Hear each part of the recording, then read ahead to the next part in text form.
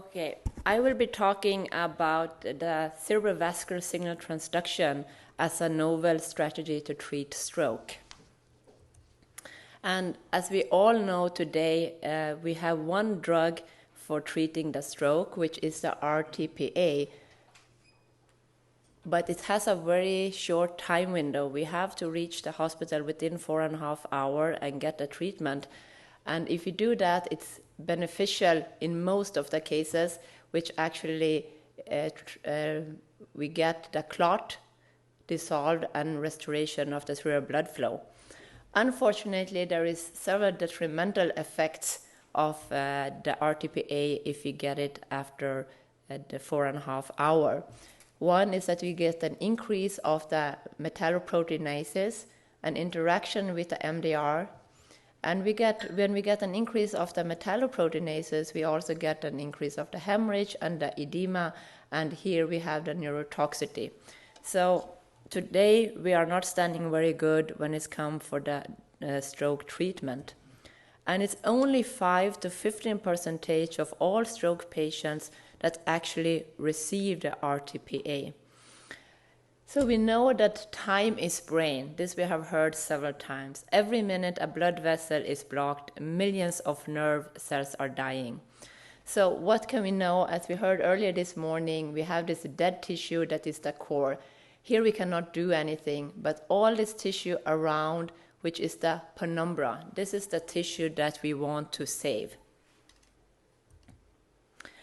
And today we have more than 1,000 experimental neuroprotective agents and procedures that have been tried in major clinical trials.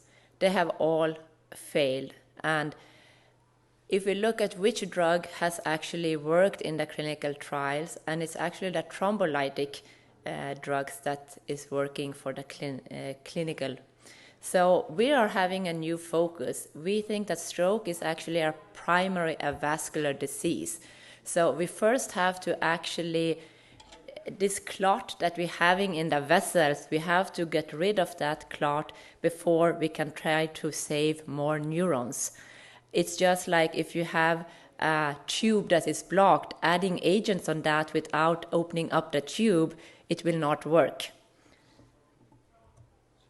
So what we have been looking at, we have actually 3 different models where we have been looking at the focal ischemia, global ischemia, and the subarachnoid hemorrhage. So even in the bleeding part, which is just the smaller part, we have seen that this is done in the cerebral vascular smooth cell. So it's actually in the blood vessel, and on the smooth muscle cells, we have an increase of the MAP kinase pathway, which has been seen in several studies. And we see when after the stroke, we have an activation of the MAP kinase pathway, which leads to transcription of several factors. And what we actually get as an effect is we have a reduced CBF, we have an increased vasocontractility, and this has been seen on several G protein coupled receptors. We have an increase in the inflammation and the increase in the metalloproteinases, specific the MMP9. And all this lead to a worsened cerebral ischemia. So what can we do to actually inhibit this? So our idea was that actually what if we put an inhibitor of the MEK-ERK pathway, because then we could actually decrease the vascopility, and also that means the injury. And we have previously shown that U126, which is a specific MEK1 inhibitor, reduced the infarct size at 48 hours after MCA occlusion. And here we have a 2 hours occlusion before reperfusion. And we give it at a 0 hour, we have a significant reduction. But then we say at 0 hours is not really a clinical relevant time point. So even when we gave it after 6 hours, we have a reduction. But when we gave it after 12 hours, we did not have any prevention of the damage. And then we look on the cerebral blood vessel itself to actually see that it is actually the MAC, the phosphor-ERK pathway that we are inhibiting. And we see here, this is the smooth muscle cells, and we have an increase of the phosphor-ERK just after the stroke. And with the treatment, both the 0 hour and the 6 hour, we are able to prevent this increase of phosphor-ERK. So the next question that we are going to, we know that the MAP kinase pathways have both a beneficial role, but it's also, just like the TPA, also have a detrimental role.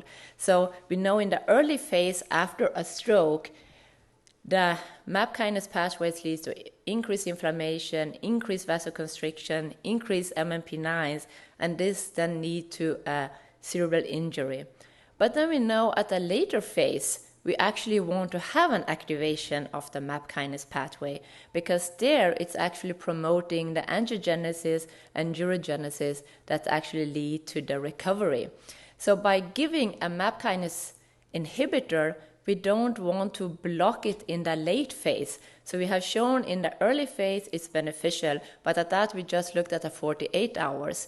So what the question that is coming, what will happen if we give this on the long process, because we don't want to block the recovery?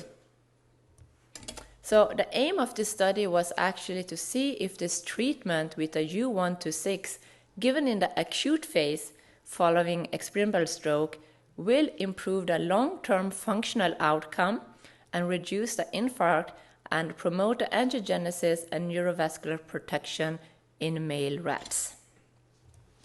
This is the study design, and we use several behavioral tests. So here we first have a staircase training before the stroke, because they have to be trained so we can actually evaluate the staircase test later on.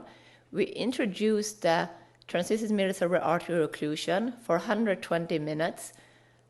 And in this study, we gave the treatment IP at 0 hour after the reperfusion and at day 1 to exactly 24 hours. And then we did a behavioral analysis, the 6 and 28-point neuroscore test at day 2, 5, and 8.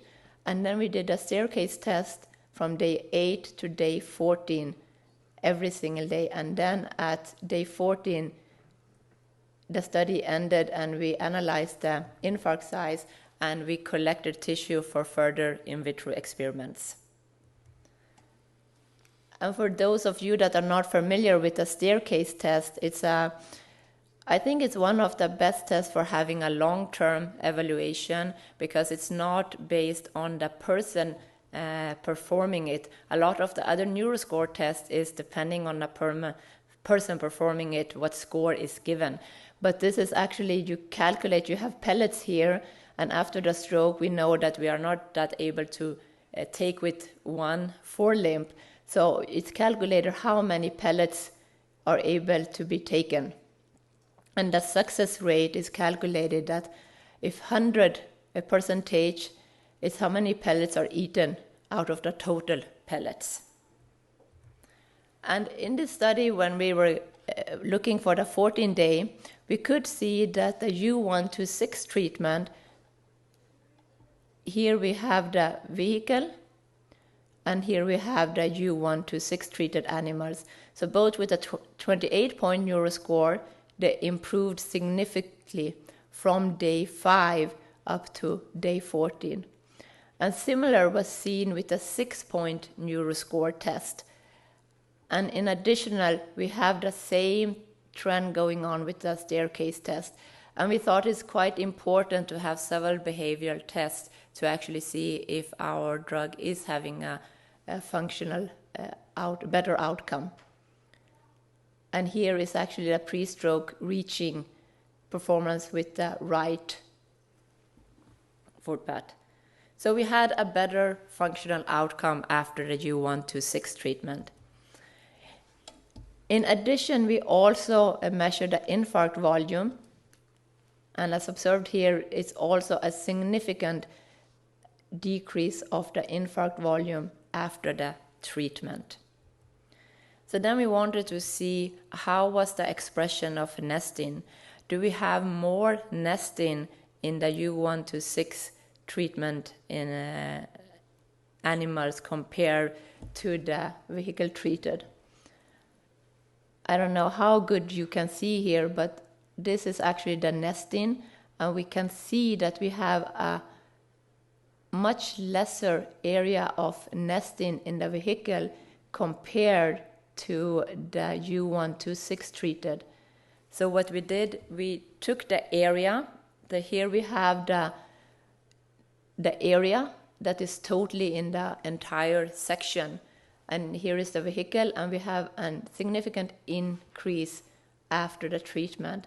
And in that area, we also calculated the number of cells, which also was significant increased. And in the further on, we wanted to look on some of the angiogenesis parameters. So here we took, for the Western blot, this area, which we call the ischemic core, and just the area around it, we call the peri-infarct area or the penumbra. It is the tissue that is still not dead. And here we have then the contralateral side. So here we looked at the TE2, which is a factor for angiogenesis. And what we can see is in the peri-infarct area, we have a significant increase of the expression. In the core, it was a tendency, but not significant. And in the contralateral, there was no difference, even lower. And then we also looked at the phosphor-ERK 1 and 2, because we have shown previous at the day 2, we have an increase of this, and with the treatment, we are actually blocking this. But at 14 days, we don't want to block it. And we could see there was no difference between, we have a tendency even to have more phosphor-ERK 1, 2, both in the peri-infarct and the ischemic core at 14 days after the stroke. However, it was not significant. But here we really wanted to see that we are not blocking it, because if we block the phosphor-ERK at 14 days, then we are actually preventing it for the recovery. So in conclusion, for the outcomes for this treatment is that we have a significant improvement in functional outcome done by several tests. We have a significant reduction in the infarct size, and we have a significant increase of the T2 expression in the ischemic border of the brain tissue. And we have, in addition, a significant increase of nestin cells in the ischemic border of the brain tissue. So in conclusion, we will say that benefits of early treatment with the MEK1/2 inhibitor, U126, is actually persisting beyond the subacute phase and do not negatively interfere with later recovery processes. So this results provides new insights of how we could use this treatment and might be a promising strategy. However, we need to do a lot of additional studies, because this is also done in males, and as we know, it's not 20 years young male that get the stroke. So in the end, I would like to thank all the members of my group, and especially my PhD student, Mariam, that performed a lot of these experiments, and the funding agency, the Swedish Heart Lung Foundation and Swedish Research Council. Thank you very much for the attention.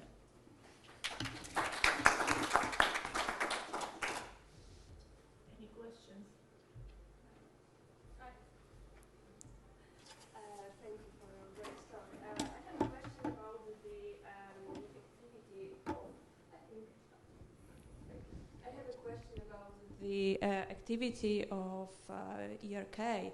You told us that you were measuring it, but did you also measure the activity of another signaling pathway like NF-κB and maybe the activity of MMP9, because you told us that you are interested in it, but did you only measure the protein level of MMP9 or also the activity, because it's quite important, also maybe the inhibitors of MMP9? I mean, we have, at the moment, we have been looking at the MMP9, and we also looked at the STAT3 and pro-inflammatory, the TNF-alpha, EL6, and INOS, and we could see with this U126 that we actually decrease all of these protein levels, and we have been looking at mainly with the Western blot and with the immuno to actually see that it's mainly in the smooth muscle cells that we are decreasing this. But I will talk more about that on my talk tomorrow. But we haven't specifically used an MMP9 inhibitor. And what about another MMPs, like MMP3 is quite important, Yes. especially in the beginning? Yeah, that has, we have also seen that is decreased, and that we have seen both actually in patients' data and in different stroke models in vivo. Thank you. Could I ask about the cell types? I know that you're looking at the vascular vasculature and the vascular cells. What effects do your MAP kinase inhibitors have on neurons and glia at those same time points? Yes, actually we have done a study where we are looking more into the whole brain tissue as well. And the interesting thing that we see here is that it is inhibited in the smooth muscle cells, but it's not affected in the brain tissue surrounding.